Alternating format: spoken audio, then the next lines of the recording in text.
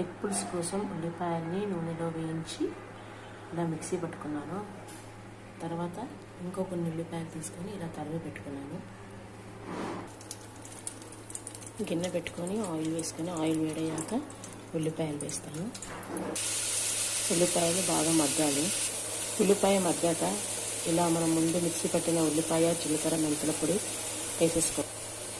పసుపు, అల్లం వెల్లుల్లి పేస్ట్, ఉప్పు, కారం. ఇప్పుడు చింతపండు పులుసు వేసుకోవాలి. చింతపులుసు వేసుకొని బాగా మరగబెట్టాలి. ఇలా ఉడికేటప్పుడే కొంచెం కొత్తిమీర వేసేసుకోండి. ఇలా ఉడికేటప్పుడే కొబ్బరి పొడి, ధనియాల పొడి వేసేసుకోండి. ఇలా వచ్చాక గుడ్లు వేసుకోవడమే. ఉడకబెట్టిన గుడ్లు వేసేసుకోవాలి. Please subscribe my channel.